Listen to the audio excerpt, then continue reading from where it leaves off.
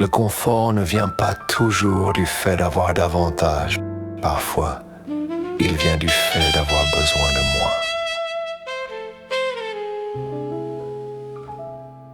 Deux souris se rencontrèrent là où la haie se défait en chemin. L'une sentait le grain et la terre propre, l'autre les halls polis et les habitudes polies. Elles s'inclinèrent comme des gentlemen qui savent désapprouver sans querelle. La souris des champs dit: ici le matin commence avec la rosée, et le pain a le goût des champs qui ont tenu parole. La souris de la ville sourit: chez moi le matin commence deux fois, d'abord avec le sifflement de la vapeur, puis avec le long soupir de la ville. Viens voir, dit la souris de la ville, à quoi ressemble l'appétit quand il porte de la soie. Ils montèrent dans une charrette brinque-ballante vers les cheminées, des lanternes tendues comme de petites constellations au-dessus de canyons de briques. Le bruit a sa richesse, des pièces secouées dans une bourse de velours. Le silence aussi, du temps non dépensé, des intérêts qui s'accumulent dans l'obscurité.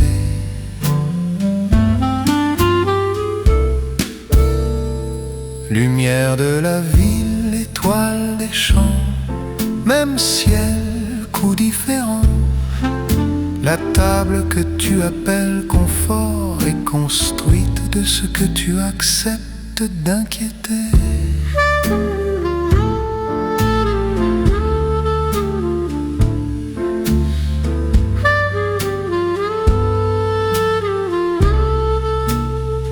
Ils se glissèrent sous une table où les couteaux avaient des reflets et où le pain portait une croûte comme de vieilles cartes. Le fromage avait son propre climat, les raisins se souvenaient des mains qui les avaient choisis. L'argent renvoyait l'image de deux petits visages pesant de grandes opinions. La souris de la ville par là-bas, ici la richesse, ce sont des options, et les options, c'est ne jamais finir une fin. La souris des champs répondit: ici des pas à l'étage coûtent un battement de cœur. Puis le vent du couloir changea, du corridor vint une autorité feutrée, des pattes munie d'un brevet d'interruption. Le chat était une signature écrite en un seul trait.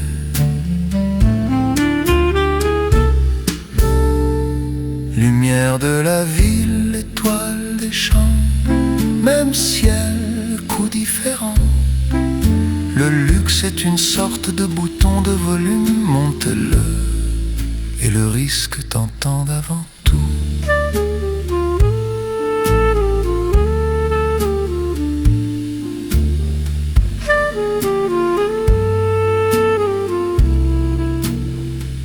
Ils coururent là où les miettes devenaient des jalons, où le parfum virait à l'avertissement, par une plainte sous une porte jusqu'aux escaliers qui se souvenaient d'autres fuites.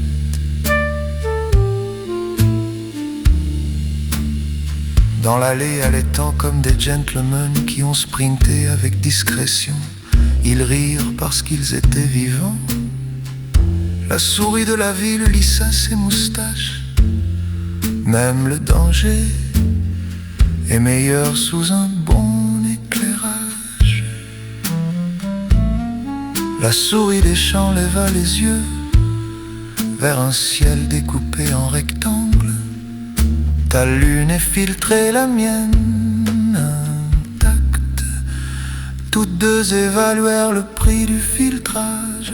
Trouve une pièce où ton pouce accorde au meuble. Choisis une assiette que tu peux finir avant que le trouble ne soit servi en second.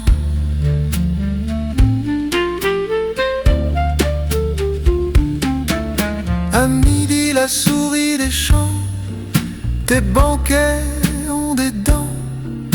À midi, la souris de la ville, tes champs ont des hivers. Entre les dents et l'hiver se tient le jugement, et le jugement mange vite.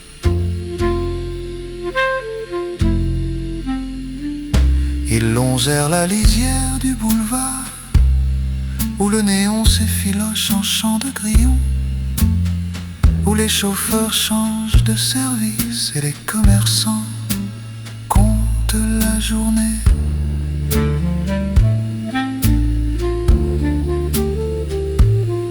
La souris de la ville fit un geste. Ici le temps est tranché fin et vendu cher. La souris des champs répondit: là où je vis, le temps est cuit entier.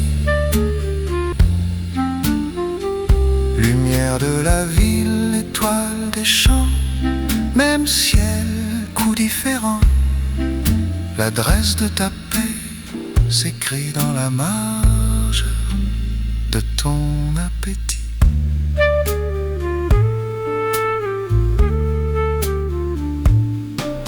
Elles se séparèrent là où la R devient chemin.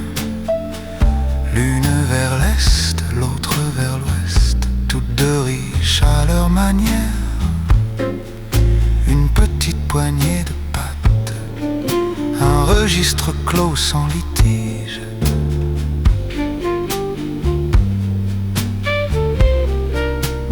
De retour chez elle, la souris des champs mangea dans un calme qui n'avait pas besoin d'applaudissements. Loin de là, la souris de la ville d'Ina, là où les lumières refusaient de cligner. Chacune dormit bien pour des raisons différentes, et la lune imperturbable équilibre